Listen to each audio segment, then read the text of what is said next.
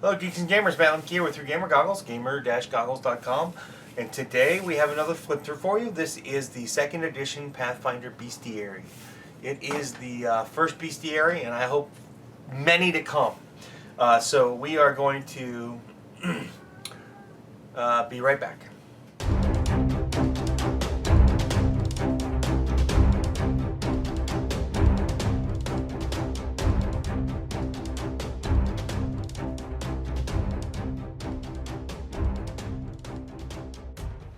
Alright, wait, let me get rid of my cat. Say hi, cat. Hi. She's feeling needy. Alright, so inside we have, please, I was just working on some craft stuff, so the ink is not cooperating with the soap. So I'm sorry about that in advance. Inside we have the creative staff. A list of over 400 of the fiercest foes you will ever face in Pathfinder. Yes. Well, it continues onto this page. And then we have the introduction. And the introduction is basically things like how to play creatures, reading their stats, which we're going to go over right now. We're going to zoom in so that you guys can actually read this along with me.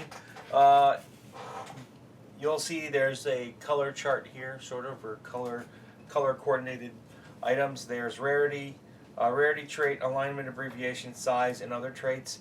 The rarity trait is not always present. I haven't noticed a lack of the alignment abbreviation through the book yet. Then we have like perception, language, skills, ability modifiers, items, and interaction abilities. These things, to me, are kind of like the personality of the beast. And then we have what I like to say is the defensive, offensive, or the defensive overview, armor class, hit points, automatic abilities, and reactive abilities, followed by what the ability is most known for in combat, which is speed, melee, ranged spells, not ranged spells, ranged and spells. And then carrying over onto the next page, we have innate spells, focus spells, rituals, and offensive or proactive abilities. And then there's a small section on role-playing them. This is more of a section that helps the GM learn how to do things like adjust the creature levels or adjust hit points. Then, talks about gear, languages, and the skills of the beasts. But one thing they introduced in this book that I don't really recall in a lot of the other Pathfinder books, I recall similar things. A lot of times in the upper right or left-hand corner of the sidebar, they will have an icon like this where there's one for advanced rules, additional lore, locations, related creatures and treasure and rewards. So we're just going to flip through this book real quick. Well, not necessarily really quick. Hopefully it'll take me less than 15 minutes for the video. And we're going to look at some of the beasts that I think stick out. We're going to look at dragons for sure. We're going to look at an adult, an ancient, and a young adult, and an ancient dragon, so that you can get a feel for how they're different. And we'll pause along the way to look at some of the different beasts and some of the things, like for example, this right here is angelic locations. That's the locations icon. Angels normally live in Nirvana or other celestial planes, but their missions can bring them to the material plane. So there's a little bit of a story background there. This one, it talks about angelic treasure. Basically angels like jewelry, things of that nature, fine armor and clothing, and exquisite armor and fine weaponry. And we'll hit some more as we go. Here is the animated broom and statue, the gorilla or ape. We have the archons are present in the book. There's demons and daemons as well. I know I'm kind of jumping ahead here. We have the bard Ghast. So for those of you that have been watching my videos, and I hope that you enjoy them, you know, bestiaries are one of the harder things for me to do. It would be great if you guys put comments below as to what you would like to see in future flip through reviews. If you want me to go through beast by beast and make it a series, let me know. Here we have bugbears. And one thing that I've noticed with Pathfinder, and actually the bullet is one of the biggest exceptions as to the change in appearance of some of the monsters. But the bullet has changed drastically since its origin in Dungeons and Dragons. It has been through, I don't know how many different versions of art there have been for it. Caligny, because I am here to stay. I've been working a lot with my wife behind the scenes to help focus, and Pathfinder is definitely one of my niches, so I'm going to have a lot more Pathfinder content coming out in the future, so please click the like button, the notification button, subscribe and share. We have Centaurs over here.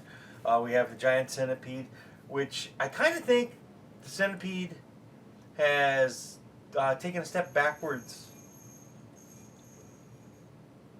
from the playtest.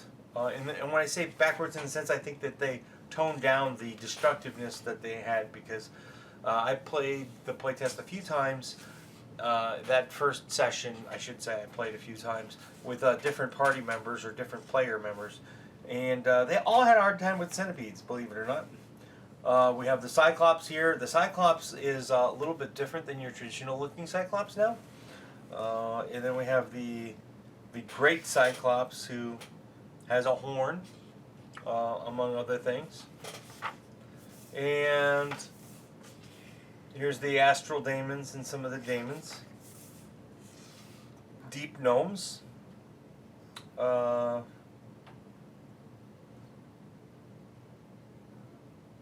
should have looked at that before this. Well, we'll come back to that, and you guys, I'll post it in the comments as to whether or not they're PC friendly. We have demons, of course, like I mentioned. Demons, and with demons you get Quasits and Marilith the Pride Demon. You get demonic sources. So there's a lot they can still do with demons. They have Balor here. And we move into the Darrow. The Devils, of course. And again, once again, it's a pretty broad experience of cat. You guys see the tail at all? There it is, of demons and devils, and of course you'd have to have dinosaurs in the Bestiary. Tyrannosaurus. He looks a little bit smaller than normal. I actually kind of thought he was a Velociraptor, which, well, doppelganger. One of my favorite pictures in the book for some reason. I don't know why. I really don't. And dragons. Okay, so we have Chromatic Dragons, and then we have the Metallic Dragons. So we're going to look at the young black dragon. The very first page about Chromatic Dragons talks about shape-changing Chromatic Dragon spellcasters and the Chromatic Dragons of Golarion. And then over here, we'll zoom in for this. It talks about black dragons as spellcasters in the sidebar. And then it also has information here about the great worm black dragon Cerzilian, who rules over the fetid Graidamere swamp. Grade? I guess it's grade, as in raid. In Ustalav, where she's lived for over 800 years. And she respects something darker. So young dragons. We'll do it like this. So young dragons have a CR of 7. They have pretty good perception. They're chaotic evil, large. They're acidic beasts, amphibious, and dragons. They have a good bit of skills with acrobatics, arcana, athletics, deception, intimidation, stealth. And those pretty much stayed the same from Dragon Age template to template. And then we have the armor class, the fortitude saves, which you know are pretty good. 125 hit points. They're immune to acid, paralyzed, and sleep. They have a frightful presence, which is for 90 feet, DC 23, and all three dragons have a trigger that is a tail lash, which allows them to strike with their tail. And then they have a speed of 40 feet, base speed of 40 feet, fly 100, and swim 40 feet.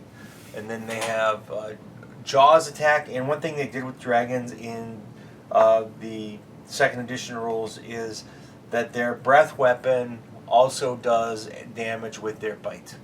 Now the damage goes up with each age. This is 2d10 plus 9.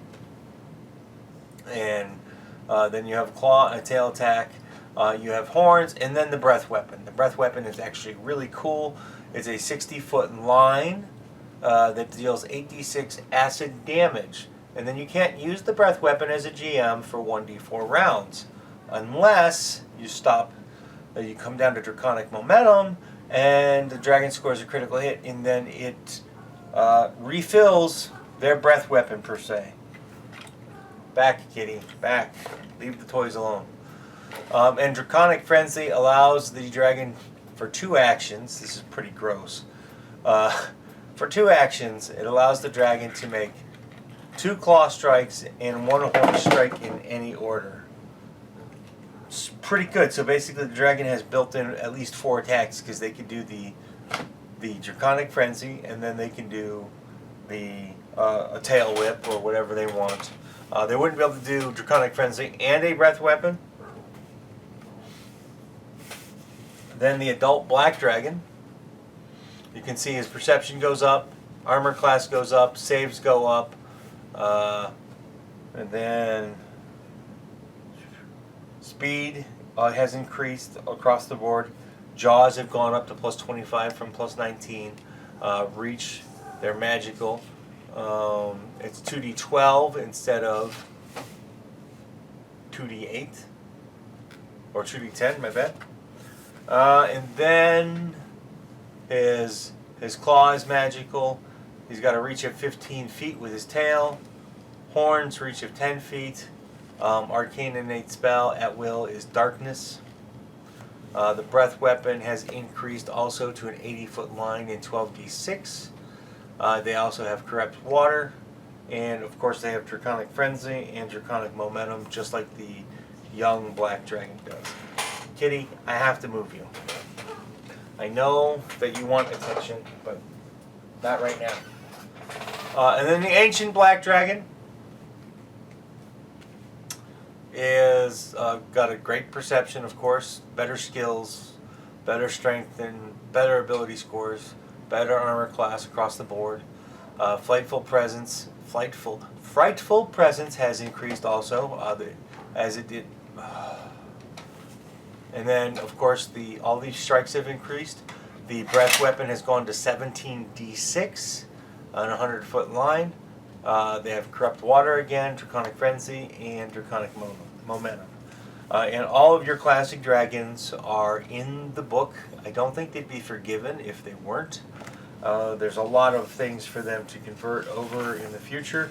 And after dragons, you have drakes. Well, after Chromatic Dragons, you move to the metallic dragons.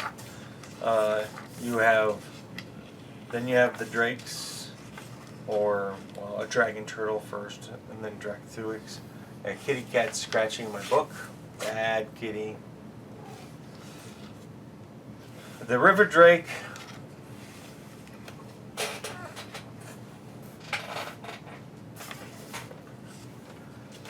I have a river drake. Wyvern, Frost Drake, Drow fighters. The Drow is here. You know, some people were concerned about that. I know that is was a thing. There's a Drow rogue and a Drow priestess. The fighter is considered a CR1. This is interesting to me. The rogue is considered a CR2, and the priestess is considered a CR3. We have the Durgar, and Durgar have Bombardiers and Taskmasters. Eagles, eels. We'll look at one more creature, and we'll keep. Actually, elementals, fire elementals, and then we'll move through here, and we're gonna look at giants really quick because giants are iconic in fantasy games. Actually, we're gonna look at an iconic undead instead. So we're gonna take a little bit of time here, and we're gonna look at ghouls. So the ghoul is a very sinister creature, obviously. There's a little thing on the first ghouls with the icon, and then over here there's another one about the ghoulish society because they're actually quite intelligent. And then we have the little bit of instructions about creating ghouls, and then there is the ghoul. Sorry, that was my cat. Ghouls gain undead traits and ghoul traits. So they're like super undead. They have dark vision, negative healing, immunities, claws, jaws, consume flesh, all this crazy stuff. Of course, they have ghoul fever. And then you have Ghasts, which are a ghoul that has all the ghoul abilities. Plus, it has the additions of stench, claws and jaws as a ghoul, but apply ghast fever instead of ghoul fever. Consume flesh, but as they regenerate basically for consuming flesh. Ghast fever is a disease. Stage 1 is carrier with no effect. Stage 2 is 3d8 negative damage and regain half as many hit points from healing. That's kind of painful. And it has 6 stages, so it's pretty gross. And they're only a CR2. I mean, this is pretty broken, in my opinion. These guys are pretty bad to the bone. So your ghouls have a pretty good perception, decent AC, kind of weak hit points, but they've got immunities like across the board. Death effects, disease, paralyzed, poison, and unconsciousness. It's pretty crazy. They also have, a ghoul fever, which we already talked about, paralysis. And they have swift leap, which makes them a little bit, faster and more agile and certainly more fun for a GM to play. Now, the Ghasts, on the other hand, have a +8 perception. They have an 18 AC, 30 hit points, and they have just as many immunities.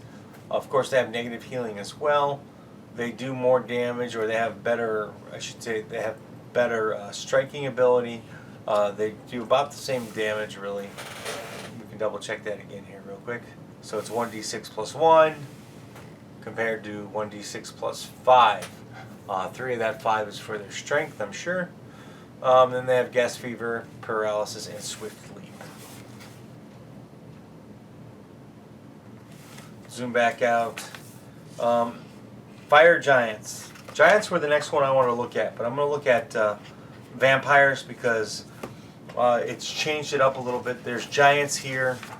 After giants, we have the gnolls. Gnolls seem to be a very big part of Golarion. Of course, you can't have a bestiary without goblins, it seems.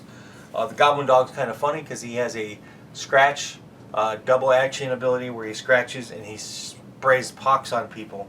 So he has a ranged disease attack. Golems, there's the golem, there's a flesh golem, or golem, clay golem, stone golem, iron golem, adamantium golem.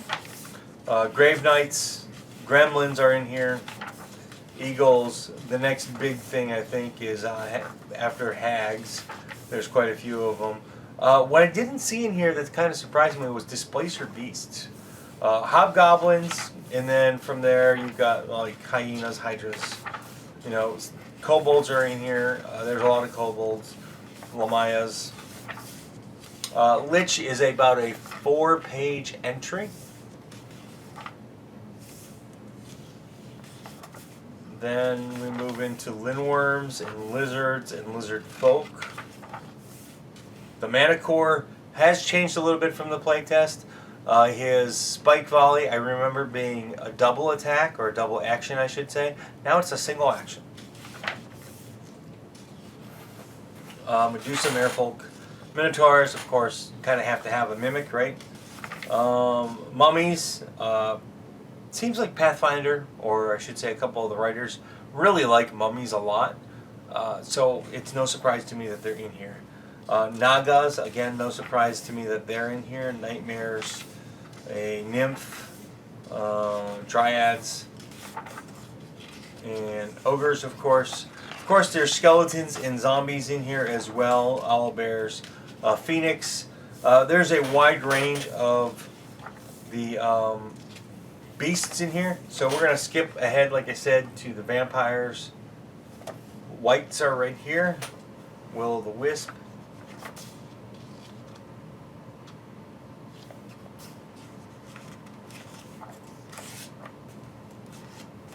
Wendigo. Okay, so vampires. So one of the things that is unique to me about vampires is they have this section when they introduce the vampires before they give you any of the beast templates is are listed. They go right to creating a vampire, and they go starting level, hit point decrease, fast healing, resistance, etc. All the vampire abilities are listed here on the next 2 pages.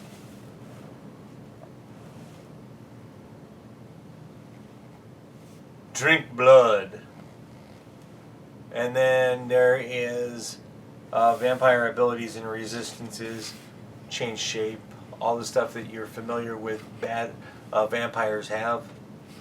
And then followed up on the next page, there's vampire spawns, vampire counts, vampire rogue, vampire mastermind. So real quick, I guess we'll just go ahead and look through here. So vampire rogue is a CR4, pretty good perception, pretty good ability scores, good armor class, hit points 44. The abilities are listed here, all the immunities, of course, weakness. Then they have a melee plus 14, 1d8 slashing, plus they have drink blood. They regain 5 hit points while they're drinking, and they have sneak attack where they can deal 1d6 extra precision damage to flat-footed creatures. And then the vampire count is a little bit more powerful. He has mist escape down here, a higher armor class, more hit points, better healing. Where was, maybe it's down here. He uses a rapier, a claw. You can change the weapon out easy enough, I suppose. Giant. He can change shape into a giant bat with fangs. He can create spawns. He can dominate an individual for double action. And he can drink blood, and he can turn into mist.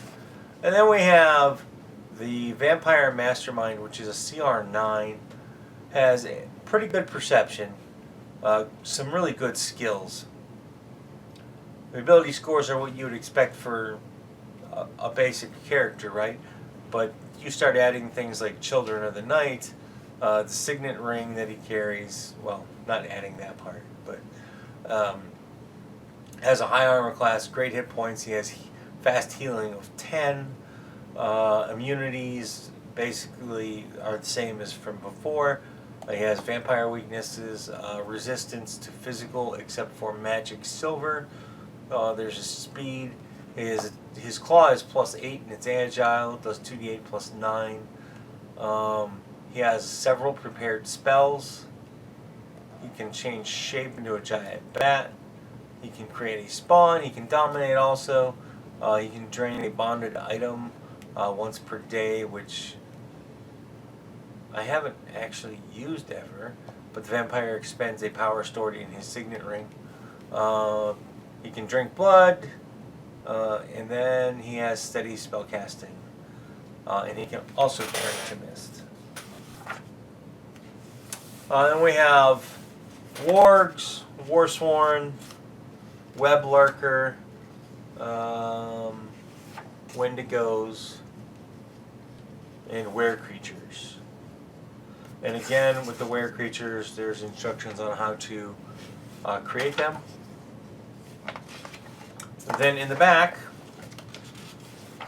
after Wraith and Will-o'-the-Wisp and the Yeti, You have your zombies, which I was mentioning before, and there's a lot of different types of zombies. There's Shamblers, Plague, Brute, and Zombie Hulk, so you can do a full undead campaign.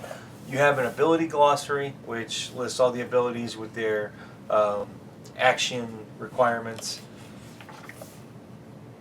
You have creature traits, followed by alignment traits, other traits, and then you have breakdown of other traits.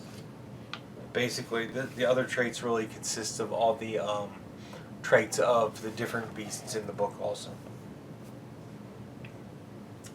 Then you have a couple of new rituals. I didn't really look at them too much. I'm pretty sure they're for demons and devils and angels and things of worship that you would worship.